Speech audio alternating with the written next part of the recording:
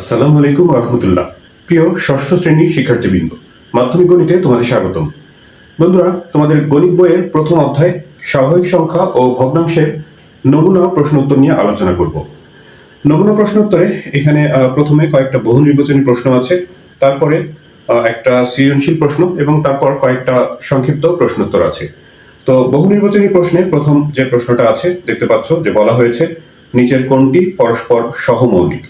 সহমৌলিক মানে হচ্ছে যে যদি একাধিক সংখ্যার মধ্যে এক ছাড়া অন্য কোনো সাধারণ গুণনীয়ক না থাকে তাহলে সেই সংখ্যাগুলোকে পরস্পর সহমৌলিক বলা হয়।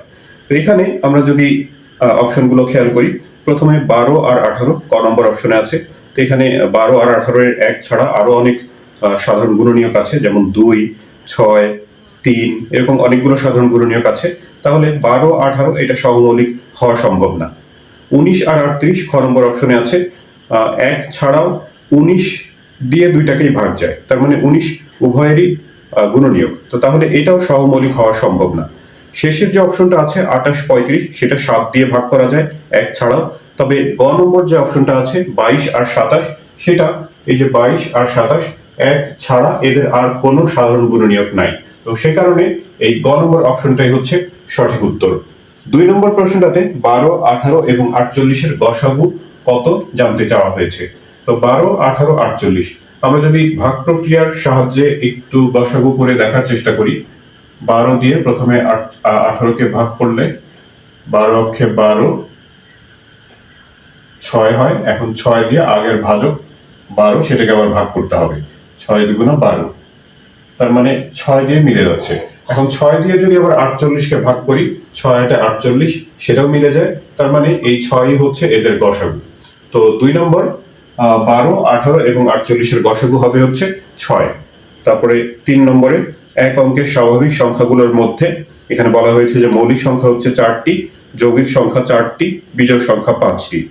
এক অঙ্কের স্বাভাবিক সংখ্যা মানে হচ্ছে 1 থেকে 9 পর্যন্ত যে সংখ্যাগুলো আছে সেগুলো 1 থেকে 9 পর্যন্ত। তো এই 1 থেকে 9 পর্যন্ত সংখ্যাগুলোর মধ্যে যদি আমরা মৌলিক সংখ্যা হিসাব করি, মৌলিক সংখ্যা আছে হলো 2, 3, 5 এবং 7। সবচেয়ে ছোট মৌলিক সংখ্যা হচ্ছে 2 এবং একমাত্র জোড় মৌলিক সংখ্যা হচ্ছে 2। তাছাড়াও 3, 5, 7 এগুলো মৌলিক সংখ্যা, যে সংখ্যাগুলোর গুণনীয়ক কেবল 1 এবং ওই সংখ্যাটা নিজেই, সেগুলো হচ্ছে মৌলিক সংখ্যা। আর যেগুলোর দুইটার বেশি গুণনীয়ক থাকে সেগুলো হচ্ছে যৌগিক সংখ্যা। তো এখানে সবচেয়ে ছোট যৌগিক সংখ্যা হচ্ছে 4, 4, তারপরে 6, 8, 9। মৌলিক সংখ্যাগুলো বাদ দিয়ে বাকি যেগুলো আছে সেগুলো হচ্ছে যৌগিক সংখ্যা। তবে 1 কিন্তু মৌলিকও না, যৌগিকও না, 1 এর হিসাবটা ভিন্ন। 1 হচ্ছে বিশেষ একটা সংখ্যা, বিজোড় সংখ্যা 1, 3, 5, 7, 9। তাহলে মৌলিক সংখ্যা 4টা, যৌগিক সংখ্যাও 4টা, বিজোড় সংখ্যা হচ্ছে 5টা। তো তাহলে 3 নম্বর 3টা অপশনই সঠিক।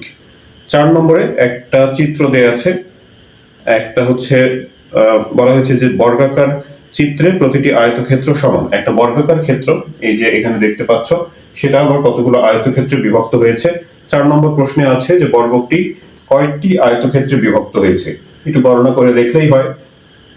এদিকে হচ্ছে 1, 2, 3, 4, 5, 6, আর এদিকে 1, 2, 3, 4, 4, 6 আর 4 গুণ করলে 4, 6, 24। এখানে 24টা হচ্ছে আয়তক্ষেত্র আছে। 4 নম্বরের আনসার হচ্ছে 24। আর 5 নম্বরে বলা হয়েছে যে প্রত্যেক আয়তক্ষেত্র বর্গটির কত অংশ। এখানে যেহেতু 24টা আয়তক্ষেত্র আছে, সম্পূর্ণ বর্গটা 24টা ক্ষেত্রে আয়তক্ষেত্রে বিভক্ত হয়েছে। তো মোট 24 ভাগের মধ্যে প্রত্যেকটা আয়তক্ষেত্র হচ্ছে 1 ভাগ করে। 24 ভাগের 1 ভাগ হচ্ছে এক একটা আয়তক্ষেত্র। বলেছে যে প্রত্যেক আয়তক্ষেত্র বর্গটির কত অংশ। তো বর্গের 24 ভাগের 1 অংশ হচ্ছে প্রত্যেকটা আয়তক্ষেত্র। তো 5 নম্বর ঘ সঠিক উত্তর। এবারে সৃজনশীল প্রশ্নটা যেটা দেয়া আছে, একটা খুঁটির 25 ভাগের 9 অংশ কাদায়, 20 ভাগের 7 অংশ পানিতে আছে। পানির উপরে খুঁটিটির দৈর্ঘ্য হচ্ছে 29 মিটার। ক নম্বর প্রশ্নে 0.15কে সাধারণ ভগ্নাংশে প্রকাশ করতে বলা হয়েছে। খ নম্বরে সম্পূর্ণ খুঁটিটির দৈর্ঘ্য নির্ণয় করো। আর গ নম্বরে আছে যে উদ্দীপকের ভগ্নাংশ দ্বয়কে সমহর বিশিষ্ট ভগ্নাংশে প্রকাশ করে পানি ও কাদায় খুঁটিটির কোন অংশের দৈর্ঘ্য বেশি তা নির্ণয় করো। তো আমরা প্রথমে হচ্ছে যে ক নম্বর প্রশ্ন যেটা আছে সেটা হলো কি জানো, 0.15 কে সাধারণ ভগ্নাংশে প্রকাশ করতে হবে। সাধারণ ভগ্নাংশ মানে হচ্ছে লব হর বিশিষ্ট যে ভগ্নাংশগুলো সেগুলো হচ্ছে সাধারণ ভগ্নাংশ। তো সেই সাধারণ ভগ্নাংশে প্রকাশ করতে গেলে, দশমিক ভগ্নাংশ থেকে সাধারণ ভগ্নাংশে প্রকাশ করতে গেলে ক নম্বর সৃজনশীল প্রশ্নটার ক নম্বর 0.15, এই দশমিক ভগ্নাংশ এটাকে হচ্ছে সাধারণ ভগ্নাংশে প্রকাশ করতে হবে। আমরা জানি যে সাধারণ ভগ্নাংশে প্রকাশ করতে গেলে দশমিক তুলে দিলে নিচে দশমিকের জন্য একটা 1 এবং দশমিকের পরে যতগুলো অঙ্ক থাকে ততগুলো শূন্য হয়। এই ক্ষেত্রে দশমিকের পর 2 অঙ্ক, সে কারণে 2টা শূন্য হবে। এখন এটা কেটে যদি ছোট করা যায়, উপর নিচে একই সংখ্যা দিয়ে কেটে যদি ছোট করা যায় সেটা করতে হবে। 15 আর 100 দুইটাকে আমরা 5 দিয়ে ভাগ করতে পারি। 15কে 5 দিয়ে ভাগ করলে 3 5 15, আর 100কে 5 দিয়ে ভাগ করলে 5 20 100। কেটে দেখানোটা জরুরি না, যদি না কেটে হিসাব করতে পারো সেটাই বরঞ্চ ভালো। আর যদি ভুল হওয়ার সম্ভাবনা থাকে তাহলে কেটে দেখাতে পারো। তো ক নম্বর এই যে এটাই হচ্ছে সাধারণ ভগ্নাংশ 0.15 এটা কিন্তু আবার ভাগ করা যাবে না, ভাগ করলে তো আবার সেই 0.15 সেটাই চলে আসবে। তো ক নম্বর হচ্ছে এটাই উত্তর। খ নম্বরে বলেছে যে সম্পূর্ণ খুঁটির দৈর্ঘ্য নির্ণয় করতে। খুঁটির 25 ভাগের 9 অংশ হচ্ছে কাদায়, 20 ভাগের 7 অংশ পানিতে আছে। কাদায়, পানিতে আর পানির উপরে খুঁটির প্রকৃত দৈর্ঘ্য দেওয়া আছে হলো 29 মিটার। একটা খুঁটির কথা বিবেচনা করো। একটা খুঁটি ধরা যাক যে এটা হচ্ছে একটা খুঁটি যার 25 ভাগের 9 ভাগ হচ্ছে কাদার মধ্যে আছে। ধরা যাক যে এতটুকু, এটা হচ্ছে 25 ভাগের 9 ভাগ, 25 ভাগের 9 অংশ এটা। তারপর 20 ভাগের 7 অংশ হলো পানিতে আছে, এই অংশটুকু 20 ভাগের 7 অংশ সেটা হলো পানির মধ্যে। আর যে বাকি অংশ যেটা আছে পানির উপরে সেটার দৈর্ঘ্য এই যে এটা হচ্ছে 29 মিটার। এটা প্রকৃত দৈর্ঘ্য দেয়া আছে 29 মিটার। আর বাকি হিসাবগুলো এগুলো অংশের হিসাবে দেয়া আছে, এটা মিটারের এককে দেয়া নাই। তো এখান থেকে আমাদের সম্পূর্ণ খুঁটিটার দৈর্ঘ্য বের করতে হবে। অর্থাৎ এই যে এই সম্পূর্ণ খুঁটি মানে হচ্ছে এটা এক অংশ, অংশের হিসাবে সেটা হচ্ছে এক অংশ। যে কোনো জিনিসের সম্পূর্ণ মানেই হচ্ছে এক অংশ। তাহলে এক অংশ খুঁটির দৈর্ঘ্য কত সেটা বের করতে হবে। যেহেতু 29 মিটার এই যে এই অংশটুকুর দৈর্ঘ্য দেওয়া আছে, তো তার সাথে তুলনা করে এক অংশের দৈর্ঘ্য বের করতে হবে। এখন এই অংশটুকু আসলে কত অংশ সেটা জানতে হবে। সম্পূর্ণ অংশ এক অংশ, সেখান থেকে এই যে পানির মধ্যে আর কাদার মধ্যে যে অংশগুলো আছে সেগুলো যদি বিয়োগ করা হয় তাহলে বাকি ওপরের অংশটা, পানির ওপরের অংশ পাওয়া যাবে, সেটার দৈর্ঘ্য দেওয়া আছে 29 মিটার। তো সেই অংশের সাথে দৈর্ঘ্যের তুলনা করে একটা অনেক সমীকরণ গঠনের মাধ্যমে আমরা হচ্ছে সম্পূর্ণ খুঁটির দৈর্ঘ্য বের করতে পারবো। তো এখানে প্রথম যে তথ্যগুলো দেওয়া আছে সেগুলো লিখে নিতে পারো। যে কাদায় আছে হলো কাদায়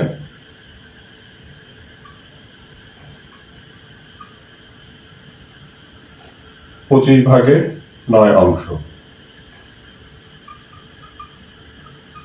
তারপর পানিতে আছে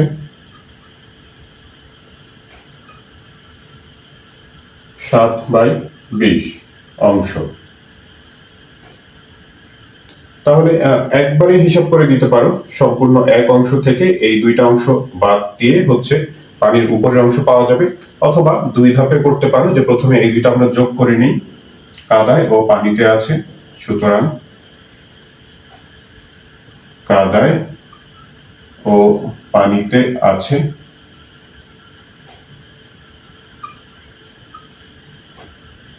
এই দুইটা অংশ যোগ। তো যোগ করলে 9/25 তার সাথে হলো 7/20 যোগ অংশ। লসাগু নিতে হবে, 25 আর 20 এর লসাগু একটু লসাগু করে দেখবে। 25 আর 20 এর লসাগু 100 হবে। 25 দিয়ে 100 কে ভাগ করলে 4, 4 25 100, 4 দিয়ে উপরের 9 কে গুণ, 4 9 36, 36 যোগ 20 দিয়ে 100 কে ভাগ করলে হচ্ছে 5, 5 সাথে 35। তাহলে এটা উপরে যোগ করলে 70 71, 71/100, 100 ভাগের 71 অংশ হচ্ছে কাদায় এবং পানিতে আছে। তাহলে পানির ওপরে আছে কত, সেটা হচ্ছে 1 থেকে বিয়োগ করতে হবে। এই ক্ষেত্রে অনেকে লিখে নাও যে মনে করি সম্পূর্ণ অংশ 1 অংশ, সম্পূর্ণ খুঁটি 1 অংশ। তো এটা আসলে মনে করার কিছু নাই, যে কোনো জিনিসের সম্পূর্ণ মানেই হচ্ছে 1 অংশ। তো সে কারণে এটা যদি লিখেও নাও যে 1 অংশ, সম্পূর্ণ খুঁটি 1 অংশ, তো সেই ক্ষেত্রে মনে করি কথাটা লেখার প্রয়োজন নাই। সম্পূর্ণ খুঁটি 1 অংশ, শুধু এটুকু লিখলেই হবে। তো খুঁটির পানির ওপরের অংশ বা পানির ওপরে আছে, সুতরাং আমরা লিখি পানির উপরে আছে, উপরে আছে 1 থেকে 71/100 বিয়োগ। অংশ লিখে দিতে হবে। আমি একটু হিসাবটা এদিকে নিয়ে আসি। লসাগু হবে হচ্ছে 100, 1-এর সাথে 100 গুণ হয়ে যাবে আর 71 বিয়োগ। তাহলে পাওয়া যাবে হচ্ছে 100 থেকে 71 বিয়োগ করলে 29/100। এটা হচ্ছে পানির ওপরের অংশ, 29/100। এই যে এই অংশটুকু অংশের হিসাবে, সেটা হচ্ছে 29/100, 29/100 অংশ। এখন এই অংশের মানই তো প্রশ্নে দেওয়া আছে 29 মিটার। তো তাহলে আমরা লিখতে পারি প্রশ্ন মতে এই অংশের দৈর্ঘ্য হচ্ছে 29 মিটার। প্রশ্ন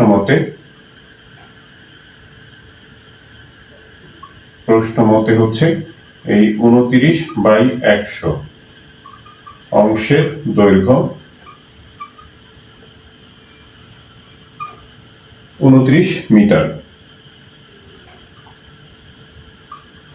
আমাদের বের করতে হবে সম্পূর্ণ খুঁটির দৈর্ঘ্য, অর্থাৎ 1 অংশের দৈর্ঘ্য। তো সুতরাং 1 ব্র্যাকেটে এখানে সম্পূর্ণ লিখে দিতে পারো, সম্পূর্ণ অংশের দৈর্ঘ্য হচ্ছে, একের হিসাব বের করতে গেলে এটা ভাগ করতে হবে, 29-এর সাথে এটা ভাগ। তো ভাগটাকে যদি আমরা একেবারে গুণ করে দিই, এই 29-এর সাথে 100টা উল্টে গিয়ে ওপরে যাবে,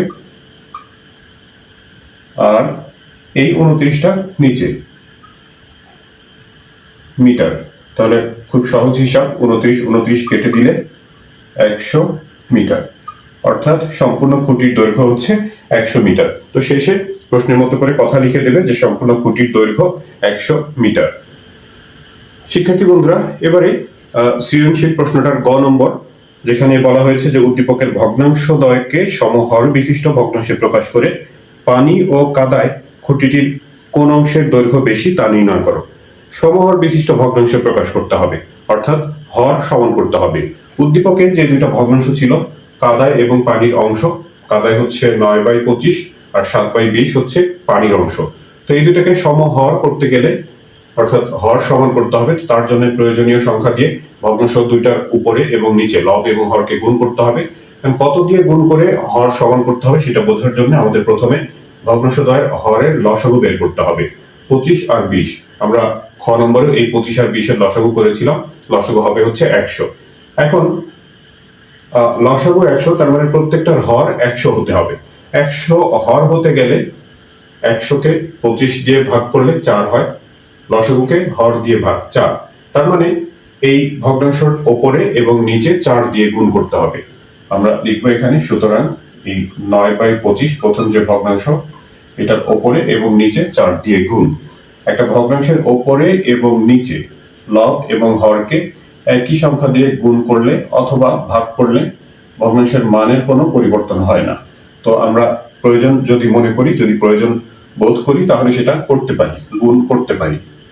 তো এখানে 4 দিয়ে গুণ করলাম, 4 নং 36, আর নিচে তো 4/25 100, হর এই লসাগু 100 এর সমানই হবে প্রতি ক্ষেত্রে। দ্বিতীয় ভগ্নাংশের বেলাতে হর হচ্ছে 20, সেটা দিয়ে লসাগুকে ভাগ করলে 5 হবে। তাহলে দ্বিতীয় ভগ্নাংশটাকে হচ্ছে 5 দিয়ে গুণ করতে হবে, 7/20 দ্বিতীয় ভগ্নাংশ। এটা লব এবং হরকে আমরা 5 দিয়ে গুণ করব, 5। তাহলে 5 সাথে 35, আর নিচে হলো 5/20 100। তো এই যে সমহর বিশিষ্ট ভগ্নাংশ তো প্রকাশ করা হলো। সমহর বিশিষ্ট ভগ্নাংশে, আচ্ছা প্রথমে একটু লিখে নেবে, কারণ এখানে প্রশ্নে বলেছে সমহর বিশিষ্ট ভগ্নাংশে প্রকাশ করে। তো প্রকাশ যে করা হয়েছে সেটা একটু লিখে নেই। সুতরাং নির্ণেয় সমহর বিশিষ্ট ভগ্নাংশগুলো হলো বিশিষ্ট ভগ্নাংশগুলো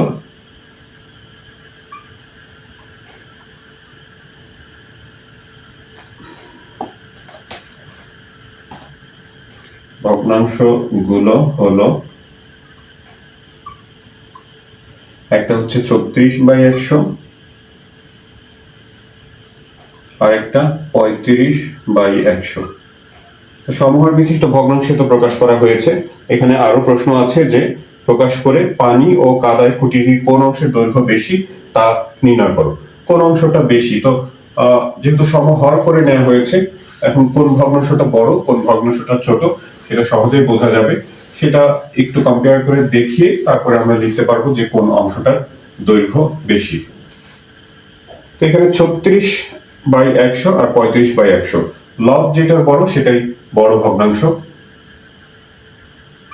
এখানে 36 গ্রেটার দেন 35, তার মানে 36/100 এই ভগ্নাংশটা বড়, আর 35/100 হচ্ছে ছোট। এগুলোর যে প্রকৃত ভগ্নাংশ সেগুলো হচ্ছে 36/100 মানে 9/25, আর 35/100 মানে হচ্ছে 7/20।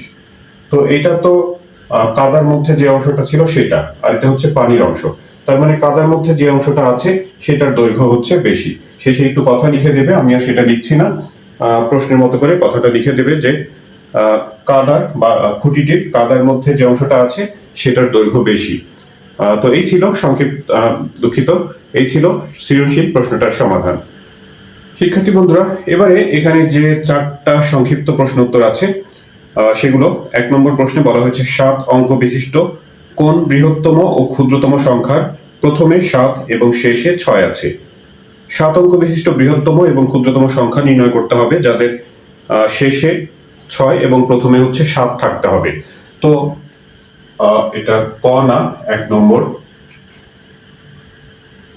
7 অঙ্কের বৃহত্তম সংখ্যা আমরা জানি যে 9 ব্যবহার করে 9 অঙ্কগুলো, মানে সবগুলো অঙ্ক যদি 9 দিয়ে দিই 7 অঙ্কের, 7টা 9 দিয়ে দিলে 7 অঙ্কের বৃহত্তম সংখ্যা পাওয়া যাবে। কিন্তু প্রশ্নে বলেছে যে প্রথমে 7 এবং শেষে 6। তাহলে প্রথমের যে 9 আছে সেটাকে 7, আর শেষের যে 9 আছে সেটাকে যদি আমরা 6 এ রূপান্তর করে দিই তাহলেই নির্ণেয় বৃহত্তম সংখ্যাটা পাওয়া যাবে। আমরা লিখেছি যে প্রথমে 7 এবং শেষে 6 বিশিষ্ট 7 অঙ্কের বৃহত্তম সংখ্যা। প্রথমে 9 এর জায়গাতে 7, তারপরে মাঝখানে 5টা 9, আর শেষে 9 এর জায়গাতে আবার 6। তো এটা খুবই সহজ একটা প্রশ্নের উত্তর প্রশ্ন। আবার একইভাবে 7 অঙ্কের যে ক্ষুদ্রতম সংখ্যা, 7 অঙ্কের ক্ষুদ্রতম সংখ্যা সাধারণত আমরা এইভাবে লিখি, 1-এর পরে 6টা শূন্য, 2 4 6, হ্যাঁ 1-এর পরে হচ্ছে 6টা শূন্য। এখানেও আবার সে একই কথা, প্রথমে 7 এবং শেষে 6 বিশিষ্ট 7 অঙ্কের ক্ষুদ্রতম সংখ্যা হবে। প্রথম 1-এর জায়গাতে 7 আর শেষের 0-এর জায়গাতে 6, মাঝখানে 5টা শূন্য থাকবে। তাহলে এই যে 7, 5টা শূন্য, 6, এই হচ্ছে 7 অঙ্কের ক্ষুদ্রতম সংখ্যা যার প্রথমে 7 আর শেষে আছে 6। এটা 1 নম্বর প্রশ্নের সমাধান হলো। এবার 2 নম্বর যে সংক্ষিপ্ত প্রশ্ন উত্তর আছে, মৌলিক গুণনীয়কের সাহায্যে 12 ও 30-এর গসাগু নির্ণয় করতে হবে।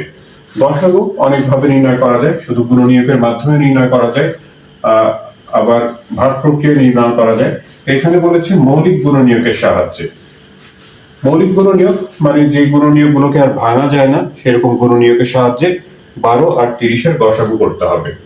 তো 12 মানে হচ্ছে 12কে আমরা এইভাবে ভাঙতে পারি। 12কে প্রথমত 2 দিয়ে ভাগ করলে 6, 6কে আরো ভাঙা যায়, 2 দিয়ে 6কে ভাগ করলে 3 হয়, 3 দুগুণা 6। তো 8 তো এখানকার কোনোটাকে ভাঙা যায় না। তো এগুলোই হচ্ছে 12 এর মৌলিক গুণনীয়ক। আবার 30কে যদি এইভাবে করে ভাঙি, 2 দিয়ে 30কে ভাগ যায়, 2 দিয়ে ভাগ করলে 15 হয়, 15 দুগুণা 30। তারপরে এই সামনের 2টাকে রেখে 15কে যদি ভাঙি, 15কে তো আর 2 দিয়ে ভাঙা যায় না, 3 দিয়ে ভাগ করা যায়, 3 দিয়ে ভাগ করলে 5 হয়। তো 5কে তো আর ভাঙা যায় না, তো 2 3 5 এগুলো হচ্ছে 30 এর মৌলিক গুণনীয়ক। এখন দেখতে হবে যে কোন গুণনীয়কটা, এই যে 12 এবং 30-এর যে আমরা মৌলিক গুণনীয়ক বের করলাম, এদের মধ্যে সাধারণ গুণনীয়ক কোনটা। সাধারণ গুণনীয়ক মানে যেটা কমন, এখানে দুই, একটা করে দুই সব জায়গাতে আছে, তারপরে একটা করে তিন সব জায়গাতে আছে, মানে দুই জায়গাতেই আছে। একটা দুই আর একটা তিন হচ্ছে এদের, মানে একটা দুই আর একটা তিনের গসাগু হচ্ছে, গুণফল হচ্ছে এদের গসাগু। তো আমরা লিখব নির্ণেয় গসাগু, নির্ণেয় গসাগু 2 গুণ 3 অর্থাৎ 6। এই হচ্ছে 12 আর 30 এর গসাগু, যেটা আমরা মৌলিক গুণনীয়কের সাহায্যে নির্ণয় করেছি। 3 নম্বর প্রশ্নে দুইটা ভগ্নাংশ দেওয়া আছে, এর যোগফলের সঙ্গে কত যোগ করলে সংখ্যাটি 100 হবে। দুইটা ভগ্নাংশ, তাদের যোগফলের সাথে আরো কত যোগ করলে সেই যোগফলটা হচ্ছে 100 হবে। তো 100 থেকে এই ভগ্নাংশ দুইটার যোগফলটা বিয়োগ করে দিলেই হয়। এখানে আসলে লেখার মতো কোনো কথা নাই, যে ভগ্নাংশ দুইটা দেওয়া আছে সেগুলো প্রথমে লিখে নিতে পারো। একটা হচ্ছে 10 সমস্ত 14 ভাগের 5, 10 সমস্ত 14 ভাগের 5, এটা একটা ভগ্নাংশ দেওয়া আছে। আর দ্বিতীয়ত 38, 11, 21 বলা হয়েছে যে এই দুইটা ভগ্নাংশের সাথে কত যোগ করলে যোগফল 100 হবে। তো কত যোগ করলে আমরা একবারে শুধু এইভাবে করে কথাটা লিখি যে নির্ণেয় সংখ্যা, যে সংখ্যাটা নির্ণয় করতে হবে, মানে যে কত যোগ করলে সেই কত এর আনসার হবে হচ্ছে 100 থেকে এই দুইটা সংখ্যা যোগফলটা বিয়োগ করতে হবে।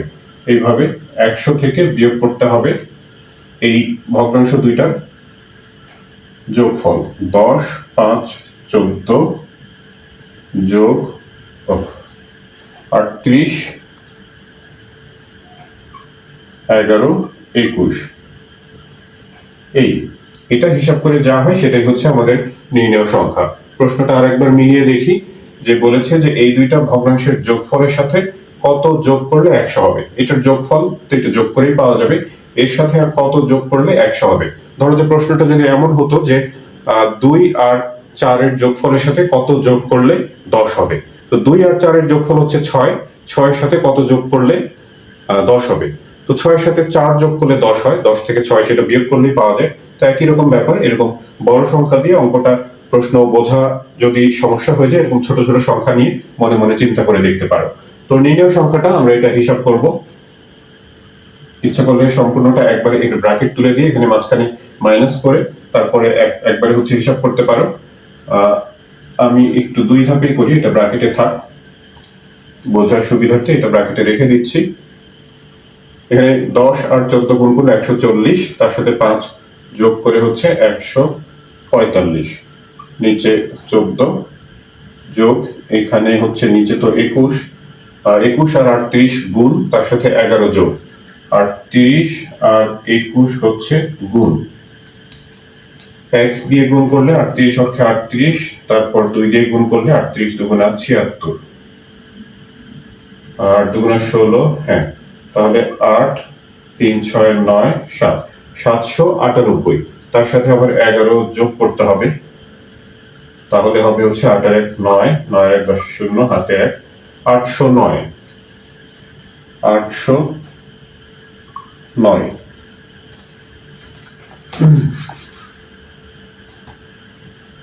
সামনে 100 রেখে দিচ্ছি, মাইনাস এখানে 14 আর 21, এখন একটা দাগ দিয়ে একসাথে লসাগু নিব, তো এখানে আর ব্র্যাকেট না দিলে চলবে। 14 আর 21 লসাগু হবে, একটু লসাগু তোমরা করে দেখবে, লসাগু হবে হচ্ছে 42। 14 দিয়ে 42 কে ভাগ করলে 3 14 42, 3 হয়, 3 দিয়ে 145 কে গুণ, 145 আর 3 গুণ, 3 5 15, 5 হাতে 1, 3 4 12, 13, 3 হাতে 1, 3 অক্ষে 3 আর 4, 435, 435, তার সাথে যোগ করতে হবে 21 দিয়ে 42 কে ভাগ করলে হবে 2, 2 এর সাথে 809 গুণ করলে 800 দুগুণা হচ্ছে 1600 আর 9 এর দ্বিগুণ হচ্ছে 18, তার মানে 1618।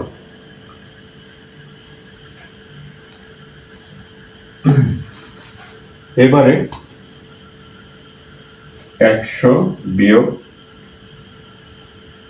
এটা যোগ করে দিলে 8 5 13 3 হাতে 1, 2 আর 3 5, 6 4 10 0 হাতে 1, 1 আর 1 2, এই হচ্ছে এই ভগ্নাংশ দুইটার যোগফল। সেটা আবার এখন সামনে যে 100 থেকে বিয়োগ অবস্থায় আছে, বিয়োগ করে দিতে হবে। তো বিয়োগ করতে গেলে আবার লসাগু নিতে হবে। ওপরে করছি, এগুলো তো এখন আর প্রয়োজন নেই, মুছে দিলাম। পরের লাইন লসাগু হবে হচ্ছে এখানে 100 এর নিচে কিছু নাই, মানে 1 আর 42 এর লসাগু 42। 100 এর নিচে 1 দিয়ে 42 কে ভাগ করলে 42ই হবে। তার সাথে উপরের 100 গুণ করে হচ্ছে 4200 বিয়োগ তারপরে 2053। যখন হর আর লসাগু একই থাকে তখন লব যেটা আছে সেটাই হয়। নিচে 42 আর উপরে যদি এটা বিয়োগ করি 7 4 1 আর হচ্ছে 2, 2147 আর নিচে 42। এখন সব শেষে এটা আবার ভাগ করে আমরা মিশ্র ভগ্নাংশে লিখবো, যেহেতু প্রশ্নের যে ভগ্নাংশগুলো সেগুলো মিশ্র ভগ্নাংশ আকারে দেওয়া ছিল। 42 দিয়ে এটাকে ভাগ করলে একটু রাফ করে দেখি। 42 দিয়ে 2147 কে ভাগ, 2147 কে ভাগ। 21 এর মধ্যে তো 42 যাবে না, তাহলে 214 এর মধ্যে, এই 214 এর মধ্যে 4 বার 5 বার তো যাবে, 5 বারই সম্ভবত, 5 বারের বেশি যাবে না। 5 দিলে 5 দুগুণা 10 এর 0, হাতে 1, 4 5 20 আর 1 21, 210। হ্যাঁ, 4 পরে 7 নামবে। 47 এর মধ্যে 42 একবার দিলে 42 অক্ষে 42 বিয়োগ করে হচ্ছে 5। তার মানে 51 সমস্ত ভাগশেষ যেটা 5 সেটা হবে উপরে আর ভাজক 42 হচ্ছে নিচে। তো এই হচ্ছে নির্ণয় সংখ্যাটা, যেটা ওই প্রদত্ত ভগ্নাংশ দুইটার সাথে যোগ করলে হচ্ছে 100 হবে। তো এটা 3 নম্বর প্রশ্নের উত্তর ছিল। 4 নম্বর বলেছে যে 3 ইঞ্চি সমান 7.62 সেন্টিমিটার হলে 9.5 ইঞ্চি সমান কত সেন্টিমিটার তা নির্ণয় করো। 3 ইঞ্চিকে সেন্টিমিটার মিটারে দেয়া আছে, এখানে 9.5 ইঞ্চিতে কত সেন্টিমিটার হবে বের করতে হবে সেটা। তো ঐকিক নিয়মে আমরা এটা সমাধান করতে পারি। 3 ইঞ্চি সমান হচ্ছে 7.62, 3 ইঞ্চি সমান 7.62 সেন্টিমিটার। এখান থেকে আমাদের 9.5 ইঞ্চির হিসাব বের করতে হবে। তো তার জন্য প্রথমে 1 ইঞ্চির হিসাব বের করি। 1 ইঞ্চি সমান 7.62 ওপরে আর 3 নিচে ভাগ সেন্টিমিটার। সবশেষে হচ্ছে 9.5 ইঞ্চি সমান 9.5 উপরে গুণ হয়ে যাবে 7.62 এর সাথে 62, তার সাথে হচ্ছে 9.5 গুণ আর নিচে হচ্ছে 3, এত সেন্টিমিটার। এটা হিসাব করে যা হয় সেটাই আনসার। ক্লাস 6 এ সাধারণত তোমরা ক্যালকুলেটর ব্যবহার করার সুযোগ পাও না, তাই আমি এগুলো হিসাবগুলো ম্যানুয়ালি দেখানোর চেষ্টা করছি। ওপরে 7.62 আর 9.5 গুণ করে নিচে আবার 3 আছে, 3 দিয়ে ভাগ করে দিতে হবে। তো দশমিক যুক্ত সংখ্যা গুণ করতে গেলে দশমিক ছাড়া গুণ করে পরবর্তীতে দশমিক বসিয়ে দিলেই হয়। দশমিক ছাড়া 762 আর হচ্ছে 95 গুণ করলে 5 দুগুণা 10 এর 0, হাতে 1, 5 6 30, 31 এর 1, হাতে 3, 5 7 35 আর 3 হচ্ছে 38। এবার 1 ঘর 0, 9 দুগুণা 18, হাতে 1, 6 9 54, 55 5, হাতে 5, 7 9 63 আর 5 হলো 68। 0 9 8 5 13, 3 হাতে 1, 8 4 12 এর 2, হাতে 1 যোগ করে 60, 72,390। যেহেতু এখানে 1 ঘর আর এখানে 2 ঘর, মোট 3 ঘর আগে দশমিক ছিল, এখানে 1 2 3 3 ঘর আগে দশমিক দিলে 72.390, শেষের 0 না দিলেও চলে। তো 72.39 উপরের সংখ্যা দুইটা গুণ করে পাচ্ছি 72.39, আর নিচে তো আবার 3 আছে, তো 3 দিয়ে আবার এটাকে ভাগ করতে হবে। 3 দিয়ে ভাগ করব 72.39 কে, 72.39। 3 প্রথমে 7 এর মধ্যে 2 বার যাবে, 3 দুগুণা 6, 1 2, 1 বিয়োগ করে থাকবে 2 নামবে, 12 এর মধ্যে 3 4 12। এরপর পরের ডিজিট নামানোর আগে যেহেতু দশমিক আছে, দশমিক দিয়ে তারপরে এই 3টা নামাবো। 3 এর মধ্যে 3 একবার যাবে, আর সব শেষে এখানে যে 9 আছে, 9 এর মধ্যে 3 3বার যাবে, 3 তিরিক্ষা 9 মিলে যাবে, অর্থাৎ 24.13 ভাগ করে পাওয়া যাবে 24.13 সেন্টিমিটার। তো প্রশ্নে ছিল যে 9.5 ইঞ্চি সমান কত সেন্টিমিটার। 9.5 ইঞ্চিতে হচ্ছে 24.13 সেন্টিমিটার। তো এই হচ্ছে 4 নম্বর প্রশ্নটার সমাধান। শিক্ষার্থী বন্ধুরা, এই ভিডিওটা এখানেই শেষ হচ্ছে। এই ভিডিও থেকে তোমরা উপকৃত হয়ে থাকলে চ্যানেলটি সাবস্ক্রাইব করার এবং বন্ধুদের সাথে শেয়ার করার অনুরোধ জানাচ্ছি। তোমরা সবাই ভালো থাকবে, প্রার্থনা তোমাদের সবার জন্য। আল্লাহ হাফেজ।